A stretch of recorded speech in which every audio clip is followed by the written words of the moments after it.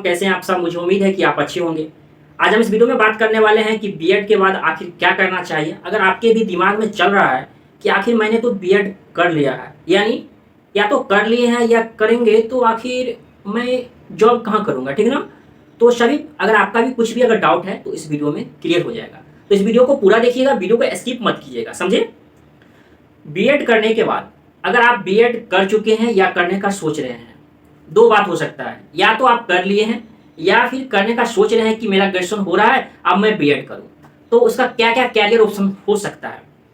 Teacher तो बनना है, लेकिन कहाँ कहाँ टीचर बनना है, ये भी बहुत जरूरी है कि टीचर बनना है, लेकिन कहाँ कहाँ किस जगह पे टीचर बनना है। तो इस वीडियो को स्टार्ट करते हैं। जैसे ही आप सेकेंड ईयर में जाएंगे, बीएड के सेकेंड ईयर में जाएंगे, तो आपको CTET central teacher eligibility test, जो कि सीबीएसई एग्जाम कंडक्ट कराती है, भारत सरकार का है, तो वो आपको अलाउ करती है कि अगर आप बीएड कर लिए हैं तो आप टीचर बनने के लिए मेरा एक एग्जाम होता है, वो आप पास कीजिए। तो वह निकलती है, प्रत्येक साल निकलती है और साल में 2 बार निकलती है, जिसे हम सीटीईटी कहते हैं, आप जानते भी होंगे।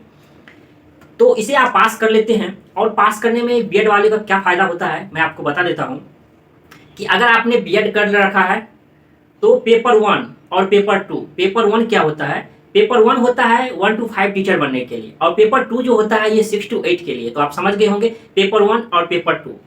पेपर 1 में 1 to 5 के लिए टीचर बनते हैं, और पेपर 2 जो है सीटेट में, ये हमारा 6 to 8 के लिए है।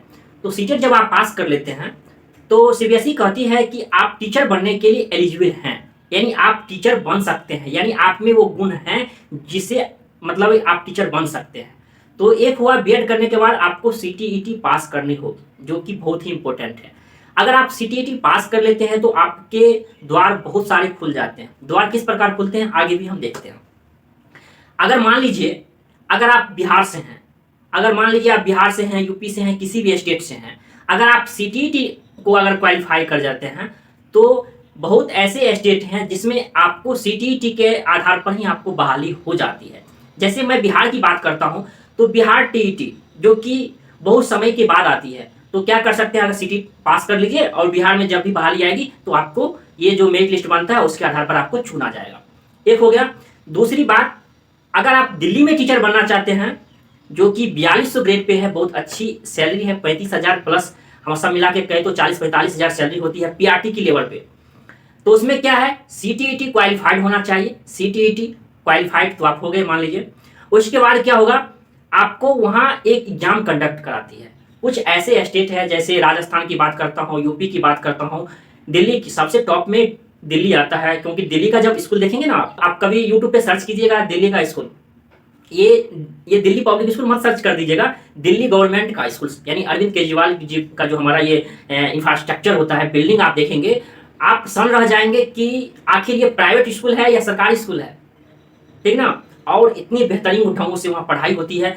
तो अगर आपकी जॉब हो जाती है तो आपके बच्चों का भी उसमें एडमिशन हो जाएगा, ठीक ना। तो दिल्ली टीचर में आप वहाँ बन सकते हैं। दूसरा है, अगर आपकी नहीं है कि नहीं हम दिल्ली में नहीं रहे, पूरे इंडिया में घूमते रहे, तो एक बहुत बड़ी अपॉर्चुनिटी है वो केवीएस, केंद्रीय विद्यालय संगठन।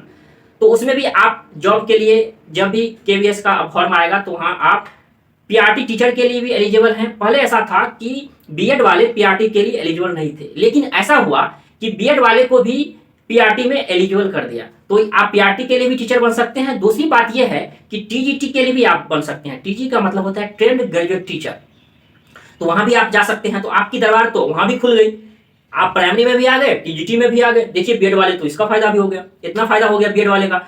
दूसरा, आप जाइएगा एनबीएस में चले जाइए, नवोदय विद्यालय संगठन होता है, उसमें भी आपका उसमें क्या होता है, पीआरटी नहीं होती है, क्योंकि नवोदय विद्यालय में जो होता है ना, ये 6 क्लास से पढ़ाई ही होती है, तो 1 से 5 नहीं होती है। तो इसीलिए क्या है, टीजीटी के लिए टीचर होते हैं, तो वहां भी आप जा सकते हैं।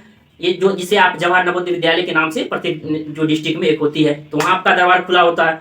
साथ साथ आर्मी पब्लिक स्कूल आती है, वहां भी आपके दरबार खुले रहते हैं। और आपके दरबार किस प्रकार खुलते हैं, पीआरटी में तो भी आप एलिजिबल हैं। देखिए दिल्ली की जहां तक बात करता हूं, तो दिल्ली में ऐसा था कि पहले बीएड वाले पीआरटी के लिए एलिजिबल नहीं थे, लेकिन सरकार का भी जो नोटिस आया है उसमें पूरे एक लड़की जो थी उन्होंने केस कर दी थी कि नहीं, बीएड वाले जो हैं ये सीनियर डिग्री हैं, तो वहां तो एलिजिबल होना चाहिए। तो इस पर ऐसा हुआ कि उस लड़की को कहा कि नहीं, उस लड़की को एलिजिबल है, मतलब क्या उस लड़की के लिए ही है। लेकिन बाद में ऐसा हुआ, पूरे दिल्ली गवर्नमेंट ने उसे पूरे लागू कर दिया गया कि नहीं, अब बीएड वाले भी उस फॉर्म को भर सकते हैं। ऐसा नहीं है कि दिल्ली वाले ही दिल्ली में टीचर के लिए फॉर्म भरेंगे। अगर आप बिहार से हैं या किसी भी स्टेट से हैं तो आप फॉर्म को भर सकते हैं। यूपी की जहां तक बात करता हूं उसमें भी आप भर सकते हैं। तो आपकी जो है अपॉर्चुनिटी बहुत सारे द्वार पे आपके खुल जाते हैं। तो इस तरह आप आर्मी पब्लिक स्कूल में भी जा सकते हैं। एक आता है AEES, एटॉमिक एनर्जी करके होता है, उसमें टीचर के लिए होता है। तो उसमें भी एक बेहतरीन संस्था है। उसके साथ साथ अगर आप बीएड कर लेते हैं तो बहुत सारे प्राइवेट स्कूल भी आपको एक अच्छी मोटी रकम देती है। मतलब क्या, उसमें भी कहता है कि अगर बीएड है, अगर सीटेट पास है तो आपको एक अच्छी सैलरी देंगे। देखिए, जितने भी बड़े बड़े प्राइवेट स्कूल होते हैं ना, उसमें भी ऐसा रूल है कि कम से कम बीएड होना चाहिए। बीएड और डीएड का डिमांड है। उसके बाद भी क्या होना चाहिए, सीटेट क्वालिफाइड होना चाहिए। अगर तो सबसे बड़ी बात क्या आ गया, सीटेट पास करना। सीटेट पास कीजिए, आपका पूरा अपॉर्चुनिटी खुल जाता है। तो इस प्रकार क्या है, आप पूरे तरह से कब्जा कर सकते हैं। देखिए, अभी जो वर्तमान समय में है, बीएड के बाद अगर कोई डीएलएड किए हुए हैं तो उसको पीजी करेंगे, फिर एमएड करेंगे। लेकिन अगर आपने बीएड कर रखा है तो आपको पीजी नहीं करना है, डायरेक्ट आप एमएड कर सकते हैं। एमएड करने का फायदा ये हो जाएगा कि आप ट्रेनिंग कॉलेज में, जहां से आप ट्रेनिंग बीएड किए हैं, डीएड किए हैं, वहां के आप असिस्टेंट प्रोफेसर हो जाएंगे। ठीक ना।